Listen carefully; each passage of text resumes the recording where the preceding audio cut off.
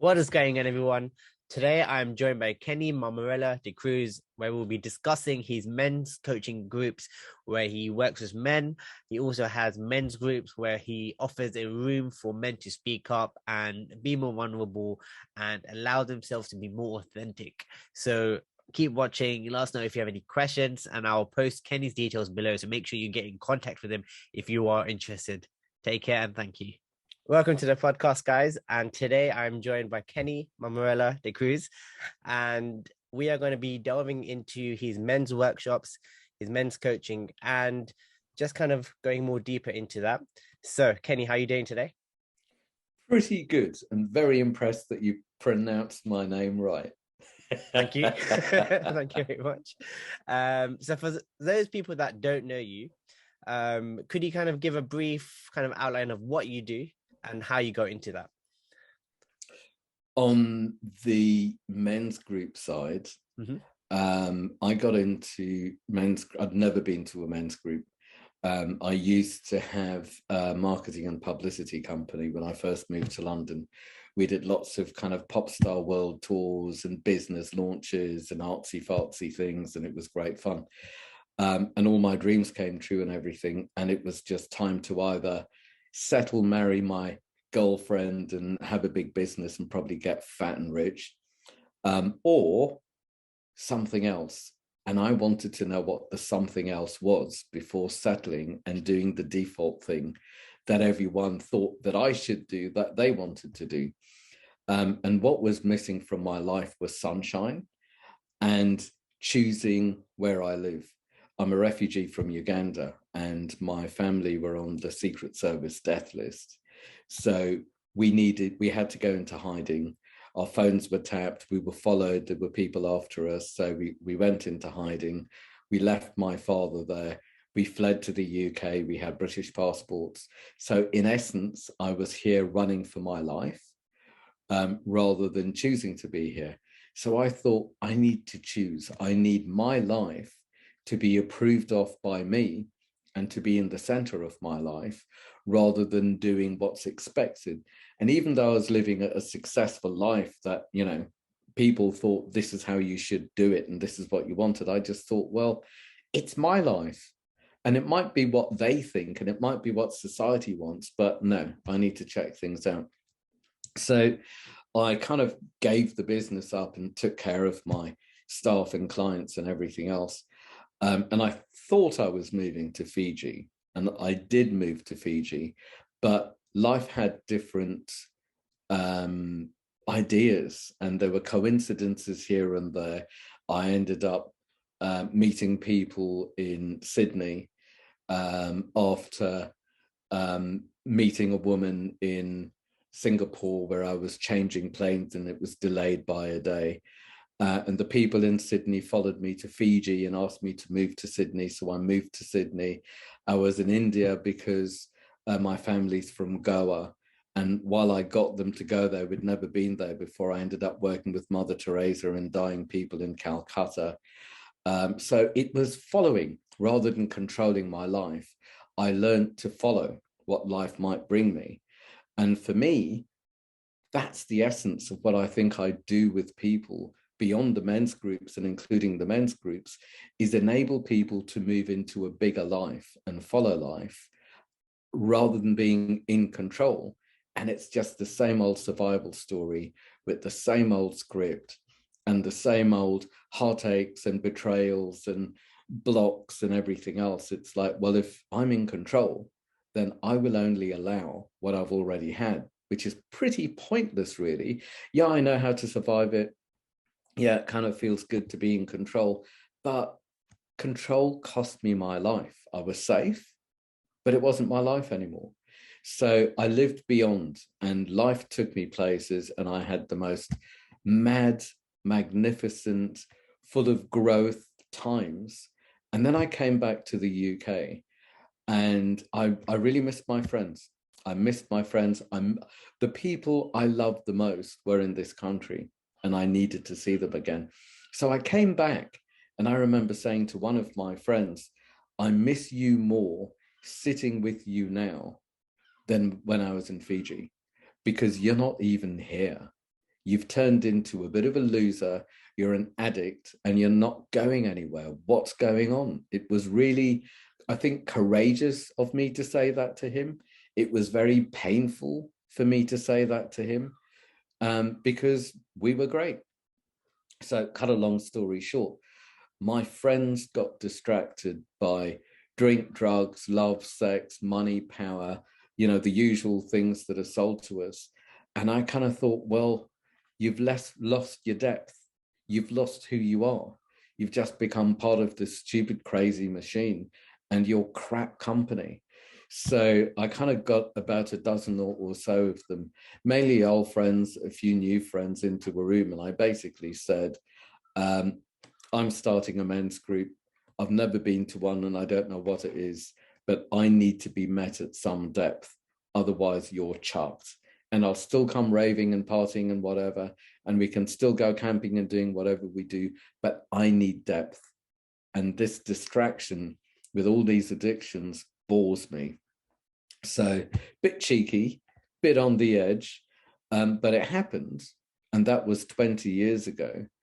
And then people got to hear about it, and people's lives changed. They got more self-aware. Life brought them more goodness. And their friends asked them, what's happened to you? And they said, well, you need to meet Kenny. You need to work with Kenny. Kenny, go to one of his groups or something. And it's not like they became me. They became them. And life could bring them bigger things so they could really grow into their lives. So that's where it started. And people heard. This was before the internet. And then I thought, well, I can't do this in my lounge. Who are these people? So I got premises, I got ground rules, I got some structure, and fast forward, I guess, 18 years, and we went into lockdown about 2.5 years ago. And I've been holding groups since, open groups, closed groups, even women's groups, mixed groups, training people to hold groups. And lockdown came. And a few days before lockdown, one of my friends sent me a message saying, I've got the COVID symptoms.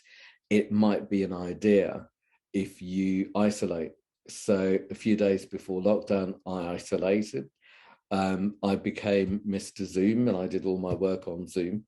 But while I was on Zoom, I noticed that I kept looking out of the window, expecting to see the military. And I kept listening into the silence, expecting the gunfire to start again. And I realized that I'd flashed back to my childhood when we were in hiding and there was military and curfew and people weren't allowed to be on the streets or talk to each other on the streets. And there was a lot of gunfire around. And I thought, if I flash back, I wonder what might happen. Then the day that lockdown came, I started online daily men's groups, just 1 hour check-in groups, so people could show up and share what's going on so they could name it rather than being triggered and having whatever fear or anger or trauma that they would then inflict on themselves and inflict on others. And since lockdown, domestic violence, abuse, alcoholism, it's gone, even suicides. We've had a lot of suicidal people. It's gone through the roof. So since then and to this day, we still hold daily check-in groups. And it's great. Blokes get aware of themselves. Blokes get to know who they really are inside rather than who they should be. And they almost undo the shoulds so they can show up to life. And it's brilliant fun with good community. And it saved lives. It saved marriages. It saves addicts. It saved so many things. And it's just like, it's got success and connection written all over it. So how's that for a rundown so far? Amazing. Now there's a lot there. And I think you got to the depths of what you do really well. In terms of, I think the main thing that kind of stood out as well, like you mentioned you following life. And it sounds like when you were younger, there was a lot of kind of control of like things that weren't in your control.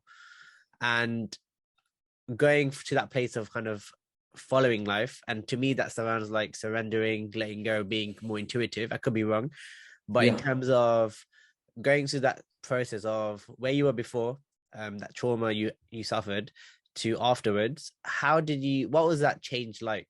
Like, if you could describe it, how did it feel? How did you go from that stage to this stage? How did you make that decision? Am I allowed to swear? Yes, 100%. Go for it. Right. Yeah. So all of that trauma, and then leaving my father there and being in refugee camps, and refugee camps weren't great, especially from the other refugees. I got well and truly fucked up, but that was my secret. I needed to be there for my mother, my brother, for us to survive. And my father didn't show up until months and months later. He was smuggled out to Italy. So I got very fucked up, but no one would know. On the outside, I needed to take care. On the inside, I developed obsessive compulsive disorder, Tourette's. I'd twitch and grunt. That was the only thing people could see. Eating disorders, trichomania, pulling hair, picking at skin, all sorts of things. I was a right basket case. And I carried on that way. That was survival. And in those days, no one knew these things. They didn't exist, Tourette's and, whatever. I needed to unfuck myself up. Yeah. I needed to be here and now rather than in the past or in the future. And my main addiction was in my head, trying to fix my fears and fantasies. And I find so many men can be compulsive thinkers, compulsive fixers, compulsive, what's wrong with me and how do I do me right? Where for me, and so many men show up like that in the groups, where generally there is nothing wrong with people. It's like, who are you rather than what's wrong with you? Who do you no longer need to be? And it's not about doing anything right. It's about being. And from the being, an extension of the being is the doing. That's the expression. And if there isn't expression, then there's suppression that often turns into depression. And that can be very dangerous and really feed the compulsive thinking. And with my compulsive thinking, I didn't breathe. When people think, very often they don't breathe. And the not breathing can bring panic, absolute panic. The breathing can be dangerous because if I breathe, then I feel. And maybe I can't afford to feel, or maybe I'm not safe enough to feel. Where what I've learned is feeling is healing. Feeling into and feeling through things is the only way to set things free. And I have a lot of therapists who they'll do the talky stuff, people get it, but it doesn't necessarily shift or change their lives. So they send me their clients either to be a private client or to come to groups. So they're held and safe enough to be able to feel through and take part in life. You could say the groups are a stepping stone from isolation, whether it's with a therapist or on your own, into daily life. And I make them as true to daily life as possible. So in essence, I learned to breathe and I learned to get present. And it wasn't easy. It was scary. I also used to, I was guilty to eat because we were poor. And even in Africa, the starving Africans type thing. I saw that on TV and then I realized that actually they are in the same country that I live in. So there was a lot of guilt and issues around food. Plus I had body dysmorphia. What's wrong with my body? I look different, or, in Wales, everyone else was white. So I am different. I probably got hairier earlier than the other boys. And the whole changing room culture and stuff like that, especially around puberty, it's weird. There's no two ways about it. And people relate to that in different ways. So I needed to get present and let all of that go. So the way that I broke the spell was, firstly, I had to admit that all my thinking never fixed a thing. A lot of it was fantasy, a lot of it was fear, and I was trying to fix what didn't even exist, which means I wasn't present to life. If I'm not present to life, then I can't notice what life is bringing me, and I can't respond to it and live into a bigger life. All I can do if I'm not present and I'm in panic is attract the same old shit that I know how to survive.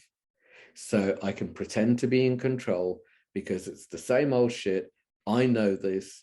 I'm safe. This shit is familiar shit. I know what to do, and it's Groundhog Day. And I needed to break Groundhog Day. So I needed to admit that I was a control freak, addicted to my thoughts, and it wasn't going anywhere. So how to break that spell? Firstly, I needed to be grateful for that part of me that actually saved me. That was necessary in the past. Maybe it did save my life. But in the present, it was costing my life. It was no longer my life. It was a life that I dedicated to fear and survival.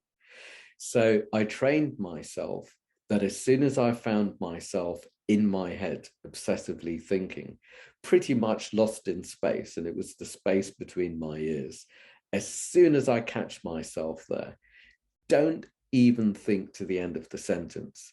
Don't even, think, I'm almost there. I've almost got it. Soon I'll get it and I'll be free and everything will be okay. Bollocks. Doesn't work that way. Soon as I found myself in that place, I trained myself to stop thinking and take a deep breath in. And as I breathe in, I include my head, but I get out of my head and into my body. A deep breath in. And as I breathe in, I thought, thank you for reminding me who I used to be. So I'm acknowledging my protector and those ways that saved my life. And it's a gratitude rather than an enemy. If it's something I'm pushing away and demonizing, then I'd actually feed it. But if I include it, acknowledge it, and give it gratitude, then it shifts. So breathing in, thank you for reminding me who I used to be. Used to be puts it in the past. And as I breathed out, I just took part with what's in front of me. Could be anything. Could be an email or the washing up or crossing the road or noticing that I have locked the door rather than I'm in my head and I walk down the road and I walk back to check if I locked the door because I didn't notice because I was in my head. And then I thought, okay, I need to do that, but I need to get used to breathing. So how do I do that?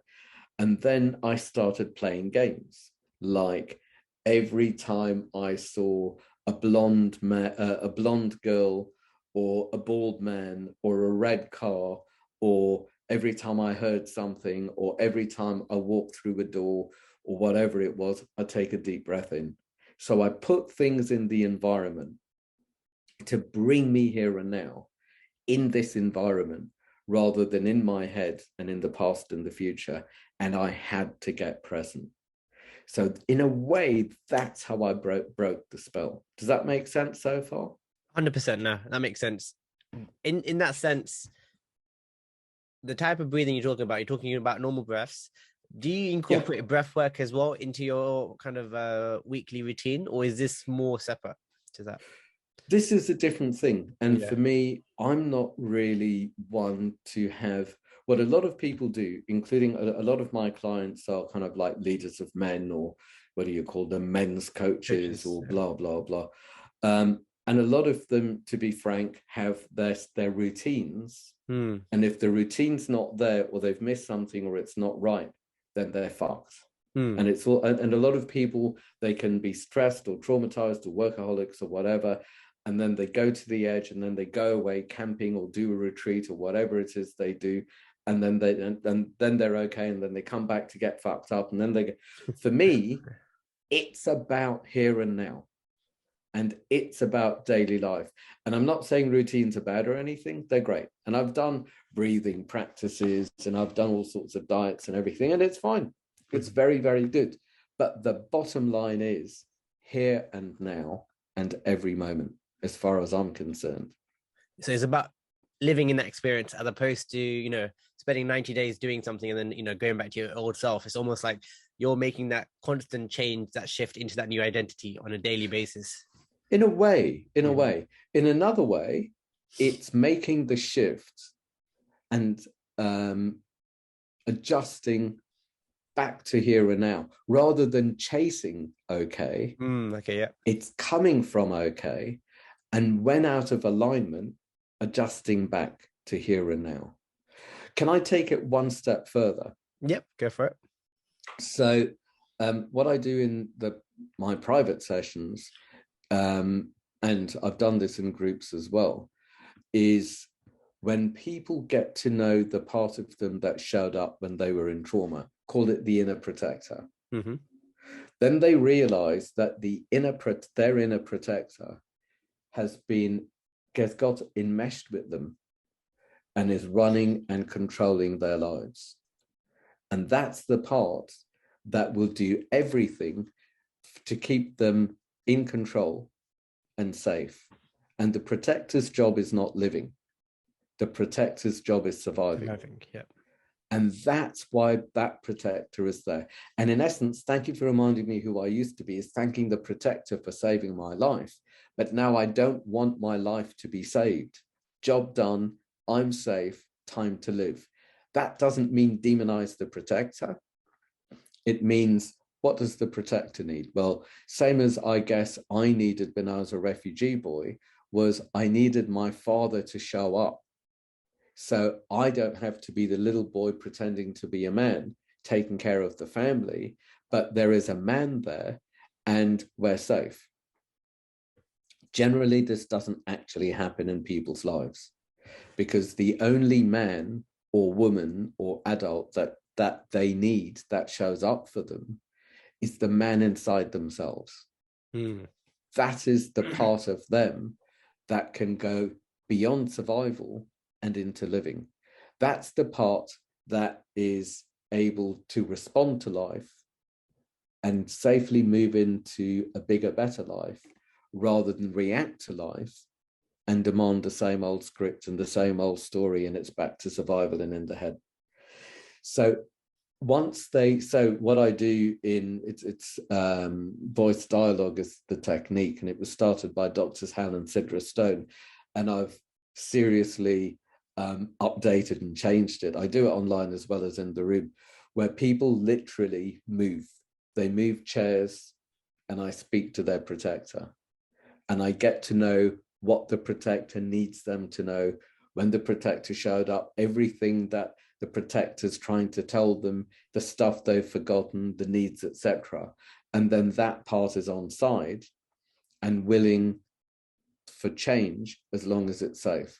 And then we go back to center, and then we get to meet the man in them, or the man that's waiting in the wings, or the man that wants to emerge that doesn't have any space, or doesn't know how, or hasn't had a man to model themselves on. But they get to meet their inner man, and then the man in them needs to listen to the protector and be consistently present. So being present and connected isn't my fear. You could say it's my love, or you could say it's my presence. And here I can respond to the world, and I can move forward safely, because rather than the protector taking care of the vulnerable child, with the man in me present, the child in me can be safe. Yeah. With the man in me present, my protector isn't offering my child to any woman to mother, or any man to tell me I'm good enough or okay, or anything like that. It's like, no, I'm the person that takes care of this child. I'm the one that's going to make sure that things are okay. And therefore, the man in me can meet other people with boundaries and begin the merry dance of life. Yeah. And it could be in relationships, it could be with work, it could be with purpose, it could be with passion, it could be with money, with friends, with anything and everything. But if I'm not going to meet life and have boundaries and be able to adjust and negotiate the boundaries, then basically I'm fucked and I don't exist. And I'm coming from am I rather than I am. Yes. Am I is giving power to anyone and everyone. It's like, am I safe? Am I good enough? Am I rich enough, or muscly enough, or smart enough, or funny enough? Or am I doing my job right? Am I going to be sacked? Am I going to be chucked? Am I going to be humiliated? And it's all giving the power out. It's am I. And that's the vulnerable child being offered to the world. Someone take care of this child and make it safe. It's not going to happen. Where I am is I'm in alignment with myself, and here and now I'm safe. I'm present. I'm connected. The child in me is safe. I'm breathing. And very often all that child needs to know, it's like, it's all right, I'm safe. You're safe. You're safe. I'm here. Job done. What I did was avoid him. You are a pain in the ass. I'm trying to survive. Fuck off. I'm busy. Yeah. Maybe one day when I'm safe. But that's got to be here and now. And then it's like, okay, that's not working. What do I have to do? Oh my God, don't tell me I have to dress like a kid, take it to Legoland and explain why I was such a little bastard to it. Yeah. That's torture for a child. All it needs to know is, no words. You're safe. I'm here. What do you want? And very often the man in me can listen to the child in me, and it's like, go into the countryside with my friends, or be creative, or be expressive, or be safe enough to hang out with people and have a good time, rather than be in my head rehearsing my lines, trying to maintain my place in the stupid pecking order that just doesn't work for anyone anyway. Yeah. The magical thing that happens, well, two things actually, is with the man in me holding the child safe, the protector's not sacked. The protector needs to make sure and remind the man in me to be here, because the man should have the child, not the protector. That means the protector is free with impeccable tools, that when the man in me takes a step forward and responds to what life brings me, then he can inform me of what to watch out for. So it's creative and living into a big life, which is the love, rather than the fear of, oh my God, everything's going to go wrong. How do I survive this? So the protector can work alongside the man, and things are a lot more solid and safe and dynamic and creative, and there's space for love and purpose and passion and personal power. But as a man, it's not power over people. It's being empowered and being able to empower other people. And for me, a big difference between boys and men is boys need to be in control, and they react. And there's the pecking order, and there's the fear of humiliation and abandonment, where men can respond. Yeah. Men can listen. Men can collaborate rather than just compete. Men are comfortable with and work with their feminine side. And without the feminine side, there's just a scared boy who's unable to have relationships or any depth, because there are fires to put out and everyone's the enemy. So that is a huge shift with the from am I to I am. And it makes a man whole, so much more whole, with a heart to follow.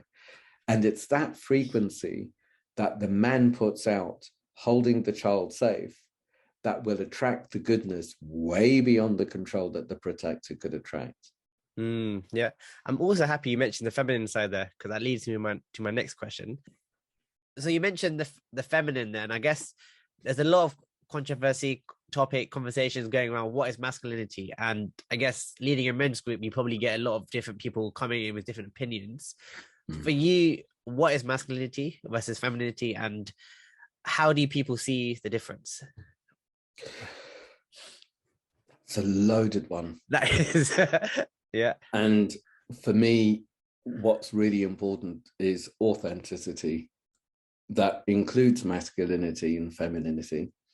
And sometimes, if, for example, there is, let's say, a fight in the street, then I guess the masculine part of me, which is, call it yang energy, which is out there, it's loud, it's hard, it's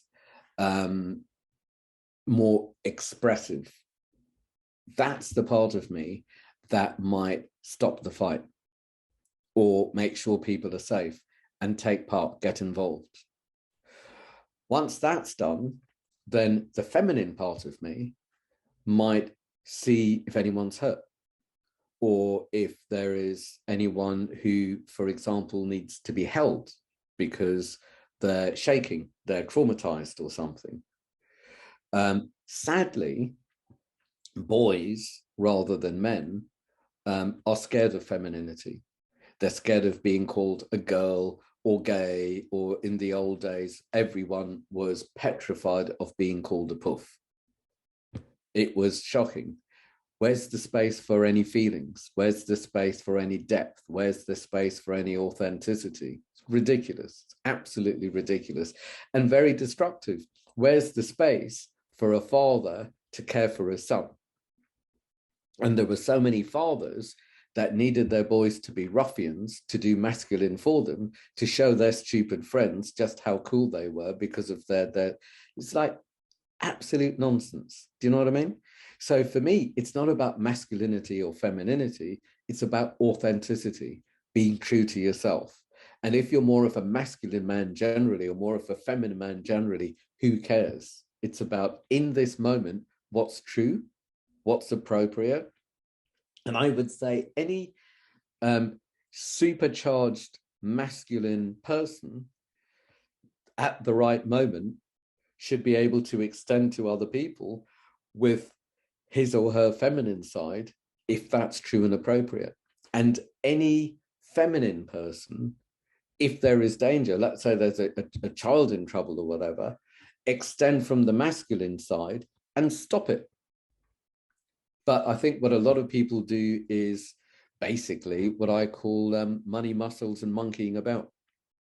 If I've got lots of dosh and big muscles and I've got all the talk, then I can be the alpha male and everyone will respect me and like me and think that I'm cool and blah, blah, blah. Like, if those are the people that you're trying to impress, then you're a bit of a dick, really. Be true to yourself and be clear about your environment. Who have you attracted in your life and why? And do you actually want to be like them? Mm-hmm. And another one of my addictions was that if everyone likes me, then I'll be safe. People pleaser. Exactly. Mm-hmm. A nice guy and all of that stuff. Mm-hmm. If that's true, then it's impossible. Like, how could everyone like me? Because different people like different things. And then I thought, wait a minute, there are a lot of people that I don't want to be like. Surely their disapproval would show me that I'm on the right lines. Yeah. That's feedback. That's very, very good feedback. But the whole, and this is so to do with social media as well, the whole flashing the cash or the bling, the whole muscles and implants and gym addiction and God knows what that people do. The whole pretending to have friends. Like, bullies don't have friends. They've just got people that are scared of them. Yeah. Or people that want something from them. But if I can show these things, then I'll be good enough to connect with, is what people consciously or unconsciously think. And basically, I say bollocks to that. Cut out the middleman and connect now. Show up. Maybe it demands a little bit of vulnerability, but this is where it's like, show up, hold the child in you safe, let the man in you show up. And it's not about being vulnerable, it's about being true. And I was brought up that boundaries are bad things, but the misunderstanding was between boundaries and barriers. It's not about having walls against people. It's about having a place to meet people, and that's intimate. And once there's been a meeting, then there's a negotiation of getting closer, getting further, getting to know each other, knowing how to dance the merry dance of relationship and of boundaries with individuals, with groups, with life itself. But a man can hold the boundaries, and the boundaries are, you could say, feminine, where the masculine is all out there, all bullying, all loud, take this, or invisible. I'll be whoever you want me to be. I'll be nice. I'll be calm. I'll give you a stupid grin as soon as you look at me, because then you know I'm nice and we're all nice and safe together. And in your men's group, the people that come there, what can the viewers watching this expect in that group where you help them through this, I assume? What I love about the groups more than anything is that they're non-hierarchical. So whether I'm facilitating or one of the people I've trained is facilitating, we hold the space clean so everyone can show up, but no one tells anyone else what to do. What we do is we share our experiences. So in a nutshell, the way that the check-in groups that are on every day, and they're by donation, the ones that started during lockdown, everyone reads the ground rules, and before it starts, people either agree to the ground rules, which is what happens 99.9% of the time, but everyone's given the invitation of, is there anything you need to change? Because the ground rules belong to everyone in the group, rather than these are our laws that we will inflict on you, otherwise you're out. But it's like, these are our agreements. And one of the ground rules is play bigger than the rules. Because when you play bigger than the rules, then you can be met on the edge. And that's where people get to know themselves. Rather than playing small and safe, it's like, no, play big and find out who you are. Find out who you no longer need to be. Find out who's going to emerge from you. Find out what's true to you. So, and then obviously there's the confidentiality. People can say pass, so there's no pressure. Most male spaces at some level comes with a fear of abandonment or humiliation, where that's not the case here. Pressure's taken off and it's just held safe. So agree to the ground rules or change anything. And then we have 2-minute silence to just get present, to breathe and get here. After that, people are basically asked their name, how they feel right now, and if there's anything specific that's up for them. What could be simpler? They're asked their name, even though it's on the Zoom screen, because by stating your name, you're taking your space, and the group belongs to you as much as it belongs to everyone. It's like announcing yourself and including yourself. And other people, I believe, can't include you until you include yourself. Yeah. I believe that the way that I treat myself is the way that life will treat me. It's a reflection. Life is a reflection of you. Exactly. And then how you feel right now, well, it's a feeling. Very often people don't know how they feel, or they might know how they felt when something bad happened. But it's like, how do you feel right now? And that gets people present right now. And in a way, that question can piss people off, because they can come into the group feeling scared or angry or whatever. But as soon as they're here, it's like, actually, I feel okay right now. And they're allowed to say, but before I came here, this, or this is what happened this morning, or whatever it is. But it gets people here and now. And then people get to name what's up for them. And that's the check-in rounds. And we have enough facilitators in the room that we break into smaller groups, into breakout rooms. Yeah. And the facilitator hears what people have in common, or if anyone's in trouble and what's going on.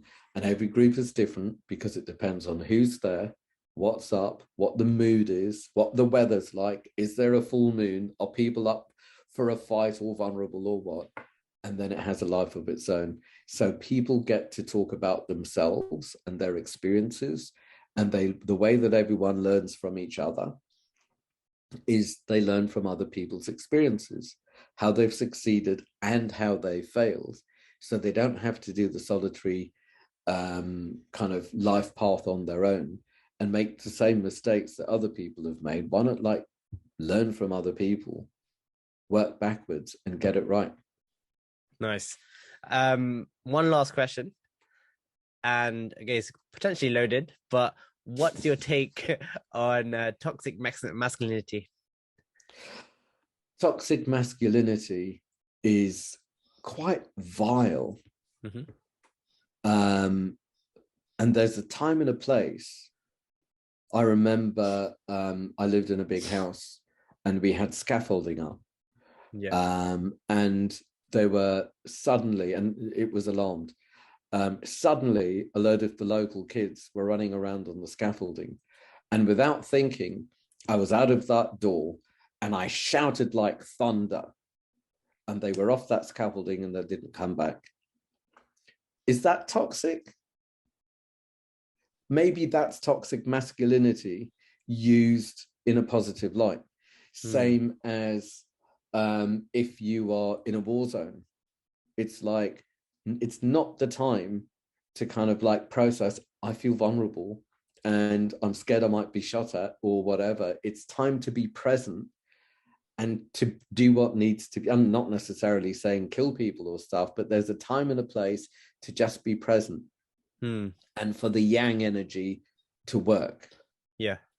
The football field could be a good place. But again, it's an expression that shouldn't be harming other people. Yeah. And that's a yang expression.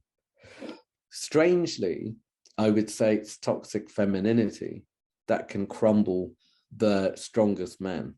And again, this isn't about male or female. This is about masculine energy and feminine energy, or yang energy and yin energy. And toxic femininity, and I'd say a lot of men sadly do this to themselves, is criticism. Yeah. Or withdrawal, the silent treatment, abandonment. And when people are withdrawn from by their partners, or criticized, or humiliated, they crumble. It really hurts. It presses. So this is another one of the tools that I use all the time. So when I train people to hold groups, I give them tools so they can serve people. So people have very simple, efficient, immediate tools to use. Yeah. So for example, if someone comes in to a group and they've had a row with their partner and their partner's withdrawn from them and they're really angry, then generally behind the anger, if they breathe, they might find sadness. What people do in society generally and stupidly is, I'm in pain, I'm in real pain. So if I can cause this pain to the person that put me in pain, then they'll know what pain I'm in and they'll stop. Obviously, that never happens. Yeah. People think, why is he harming me? No one's going to think, maybe it's because I did it to him and it never works. Yeah. But behind anger is very often sadness. And what I get people to do is, in the anger, breathe into the anger, feel the anger, and follow the feeling back. Where does it take you? And in a split second, they might know what's really charging the anger here and now. Yeah. Where's that energy coming from? Same with the sadness. Breathe into the sadness, follow the feeling back. Why is it such a big deal here and now? And I believe that most of the time, people are not angry or sad for the reason they think they are. It's not about what's going on now. It's about way back then. And it's not about the interaction with another person, who's right, who's wrong, and who needs to punish who, and how to get closure and completion so they can. It's not about that drama. It's about the person in front of you loving you enough to fuck you up enough to matter enough to stay in the relationship and work it through, and then follow the feeling back as individuals to get self-aware. And then that hurt, vulnerable child needs to be held safe by the man, present and connected. So you're feeling back into the past, you're feeling through that and meeting that time and place. And, you know, an incident like this in a men's group can save years of therapy, because it's meeting a time and place that simply needs to be met, not avoided, not justified, not understood, not talked about for years on end, but met, safely met. And when it's met, then it shifts. And when it shifts in the dark shadow, in the past, or in the neglected or the suppressed, then it opens up in the gold shadow, which is the possibilities.